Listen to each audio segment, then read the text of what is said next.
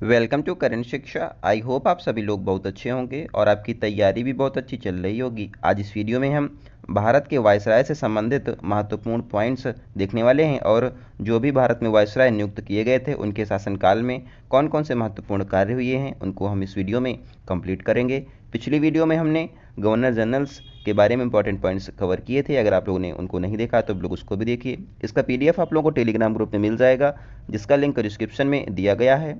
अगर आप लोग चैनल पर पहली बार जुड़ रहे हो तो चैनल को जरूर सब्सक्राइब कर लें। आइए आज की शुरुआत करते हैं।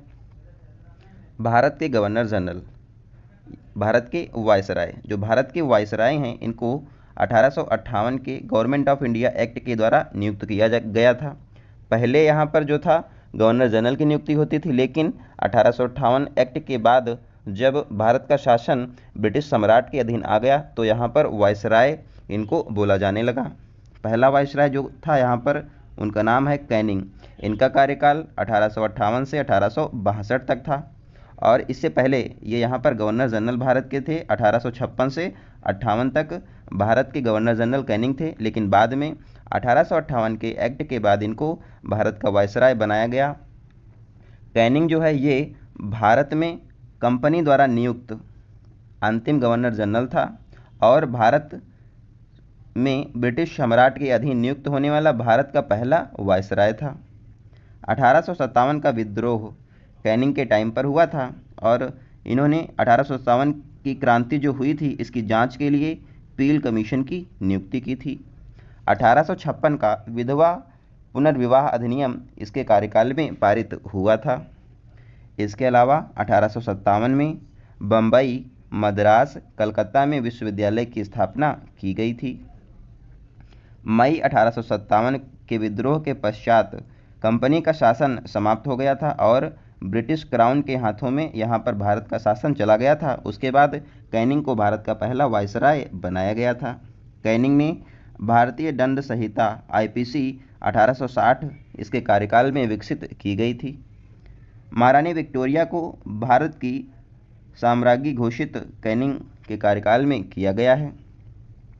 1861 का एक्ट जिसके तहत बम्बई, मद्रास, कलकत्ता में हाई कोर्ट की स्थापना की गई थी। नेक्स्ट है जॉन लॉरेंस।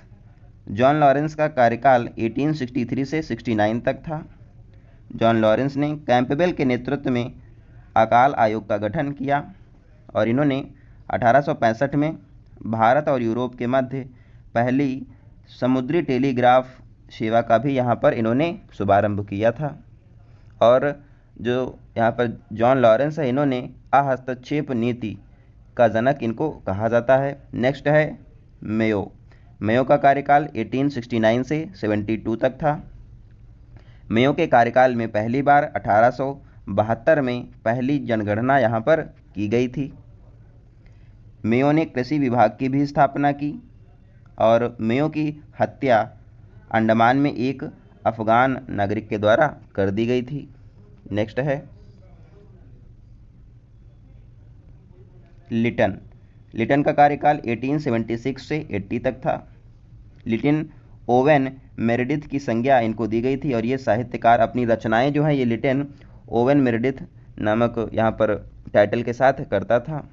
सिविल सेवा की एज लिटन के कार्यकाल में 21 से 19 वर्ष भारतीयों को रोकने के लिए कर दी गई थी। 21 से 19 वर्ष जो सिविल सेवा की एज है इसको लिटन के टाइम पर किया गया था। लिटन के टाइम पर वर्नाकुलर प्रेस एक्ट 1878 पारित हुआ था और वर्नाकुलर प्रेस एक्ट को प्रेस का गला घोटू एक्ट भी कहा जाता है। रिचर्ड स्ट्रैची की अध्यक्षता में अकाल आयोग का गठन 1878 में किया गया था। 1877 में दिल्ली दरबार का आयोजन किया गया और यहाँ पर महारानी विक्टोरिया को केसर-ए-हिंद की उपाधि प्रदान की गई थी। लिटन के टाइम पर भारतीय शस्त्र अधिनियम पारित किया गया था, जिसके तहत बिना लाइसेंस शस्त्र को रखना यहाँ पर प्रतिबंध था और इसको आर्म्स एक्ट के अंतर्गत यहाँ पर बिना लाइसेंस के कोई भी भारतीय जो थे ये शस्त्र यहाँ पर नहीं रख सकते थे। नेक्स्ट है रिपन। रिपन का कार्यकाल 1880 से 84 तक था। रिपन ने वर्नाकुलर प्रेस एक्ट को यहाँ पर समाप्त किया सिविल सर्विस की एज 19 से 21 यहाँ पर दोबारा रिपन ने कर दिया था। 1881 में दशकीय जनगणना की शुरुआत हुई और वैज्ञानिक आधार पर पहली बार जनगणना रिपन के टाइम पर शुरू हुई। स्थानीय स्वशासन का जनक रिपन को कहा जाता है। 1881 में पहला कारखाना अधिनियम रिपन के कार्यकाल में आया था। हंटर आयोग जो कि शिक्षा से संबंधित था 1882 में रिपन के द्वारा बनाया गया था। इलिबर्ट विल विवाद रिपन के टाइम पर हुआ था। भारत का उद्धारक यहाँ पर फ्लोरेंस नाइटिंगेल के द्वारा रिपन को कहा गया है। और जो सर्वप्रथम नियमित जनगणना जो 10 वर्ष में जनगणना होती है ये रिपन के टाइम पर होना स्टार्ट हो गई थी। और ब्रिटिश शासनकाल में रिपन का जो कार्यकाल है इसको स्वर्ण युग कहा जाता है। नेक्स्ट है डफरिन। डफरिन का कार्यकाल 1884 से 88 तक था। डफरिन के कार्यकाल में ही कांग्रेस की स्थापना हुई। कांग्रेस की स्थापना 1885 में A.O. ह्यूम के द्वारा की गई थी। और जो कांग्रेस है इसको डफरिन के मस्तिष्क की उपज कहा जाता है। नेक्स्ट है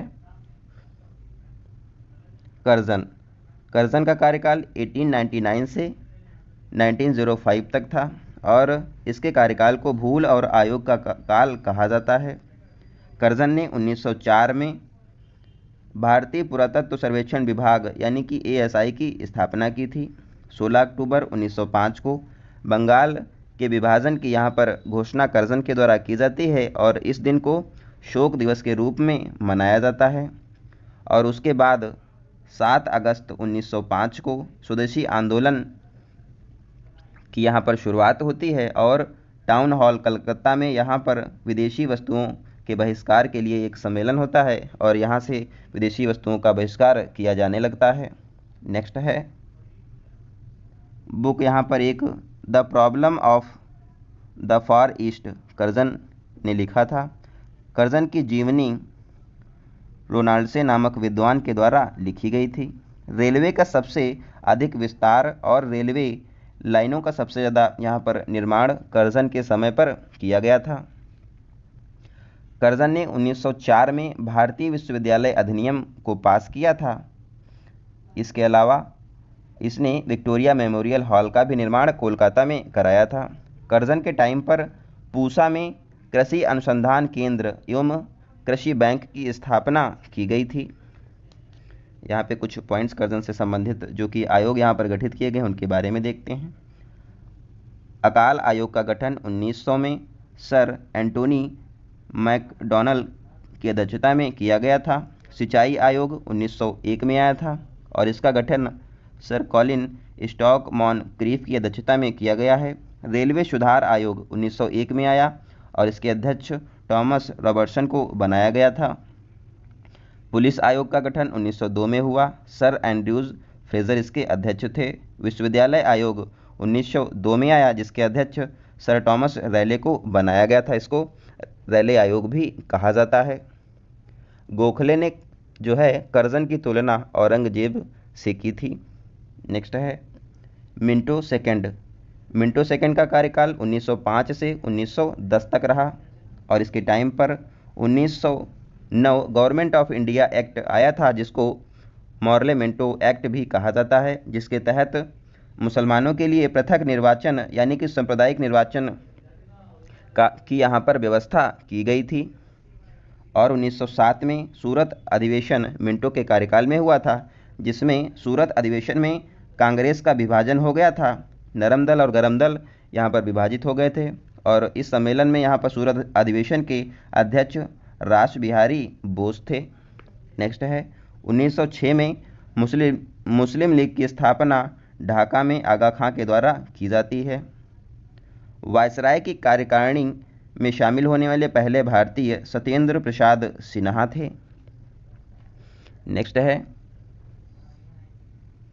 हार्डिंग सेकंड। हार्डिंग सेकंड का कार्यकाल 1910 से 1916 तक रहा।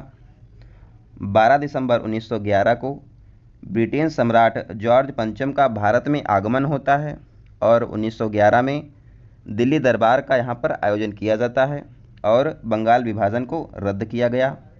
1911 में भारत की राजधानी कलकत्ता से दिल्ली बनाए जाने की घोषणा 1911 में की गई थी और 1912 में दिल्ली को भारत की राजधानी बना दिया गया। BHU की स्थापना मदन मोहन मालवीय के द्वारा की गई थी और मदन मोहन मालवीय के द्वारा 1915 में हिंदू महासभा की भी स्थापना की गई थी और 1916 में लॉर्ड हार्डिंग को बनारस हिंदू विश्वविद्यालय का यहाँ पर कुलाधिपति नियुक्त किया गया था और हार्डिंग के टाइम पर ही 4 अगस्त 1914 को प्रथम विश्व युद्ध की शुरुआत भी हुई थी। नेक्स्ट है जेम्स फोर्ड। जेम्स फोर्ड का कार्यकाल 1916 से 1921 तक रहा। पूना में पहला महिला विश्वविद्यालय जेम्स फोर्ड के कार्यकाल में बनाया गया था। 1919 का एक्ट, जिसको रॉलेट एक्ट कहते हैं, जिसमें ना अपील, ना दलील, ना वकील का कानून इसको कहा जाता है, जेम्स फोर्ड के कार्यकाल में आया था। रॉलेट एक्ट 1919 में आया था। 1919 का गवर्नमेंट ऑफ इंडिया एक्ट, जिसके तहत प्रांतों में द्वैध शासन लागू किया गया था।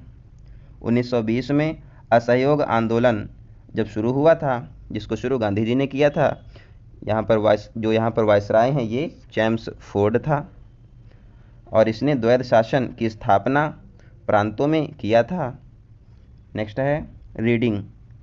रीडिंग का कार्यकाल 1921 से 1926 तक रहा और 1922 में विश्व भारती विश्वविद्यालय, जो कि रविन्द्रनाथ टैगोर के द्वारा कोलकाता में इसकी स्थापना की गई थी, ये अपना कार्य है ये शुरू करता है। विश्व भारती विश्वविद्यालय की स्थापना गुरु रविन्द्रनाथ टैगोर के द्वारा 1921 में कलकत्ता में की गई थी। विश्व का पहला लिविंग हेरिटेज इसको हाल ही में घोषित किया गया है। शांति निकेतन, जिसके अंदर विश्व भारती विश्वविद्यालय स्थित है, इसको हाल ही में 41वां यूनेस्को विश्व धरोहर स्थल घोषित किया गया है भारत का। इसके अलावा भारत में अब 42 यूनेस्को विश्व हेरिटेज स्थल हो गए हैं। 42वां यूनेस्को विश्व धरोहर स्थल होयसल मंदिर, जो कि कर्नाटक में स्थित हैं, वो बने हैं और 41वां शांति निकेतन को बनाया गया है। मोपला विद्रोह 1921 का है, केरल में ये हुआ था और ये रीडिंग के टाइम पर हुआ था। नेक्स्ट है इरविन। इरविन का कार्यकाल 1926 से 1931 तक रहा। शारदा एक्ट 1929 में आया। जो शारदा एक्ट यहाँ पर आया हुआ है, ये हरविलास शर्मा के प्रयासों से आया था। बटलर समिति का गठन 1927 में देशी रियासतों के संबंध में इरविन के द्वारा किया गया था। साइमन कमीशन का भारत में आगमन 1928 में हुआ, जबकि साइमन कमीशन का गठन यानी कि निर्माण 1927 में किया गया था। ये क्वेश्चन एग्जाम में पूछा गया है। इसका निर्माण 1927 में होता है और भारत में ये 1928 में आता है। शारदा एक्ट, जो कि हरविलास शर्मा के प्रयासों से आया था, जिसके तहत विवाह की आयु लड़कों के लिए 18 वर्ष, लड़कियों के लिए 14 वर्ष निर्धारित की जाती है। लाहौर अधिवेशन 1929 में होता है, जिसके हेड जवाहरलाल नेहरू होते हैं। सविनय अवज्ञा आंदोलन 1930 में शुरू हुआ था। इरविन उस समय वायसराय था। गांधी इरविन समझौता 1931 में होता है।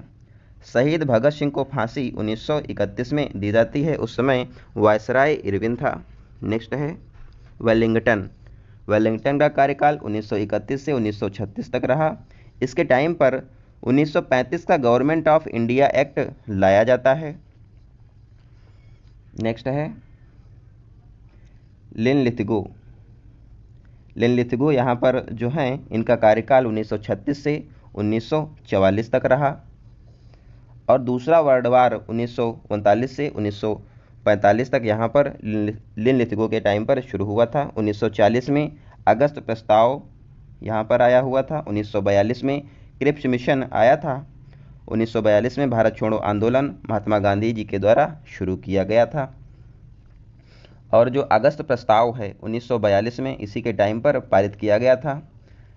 यहाँ पर जब ये शुरू हुआ था, जो वर्ल्ड वार जब शुरू हुआ, तो यहाँ पर लिनलिथगो ने भारत को युद्ध में शामिल कर दिया, जिसके बाद कांग्रेस मंत्रिमंडल ने इस्तीफा दे दिया था और जिसको मुस्लिम लीग ने मुक्ति दिवस के रूप में मनाया था।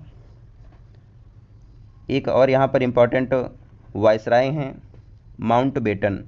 माउंटबेटन जो थे ये ब्रिटिश भारत के अंतिम एवं स्वतंत्र भारत के पहले वायसराय थे और माउंटबेटन के कार्यकाल में ही स्वतंत्र भारत का निर्माण हुआ तथा भारत एवं पाकिस्तान नामक दो स्वतंत्र राष्ट्रों की भी घोषणा इसी के द्वारा की गई थी और भारत स्वतंत्र माउंटबेटन के टाइम पर ही हुआ था।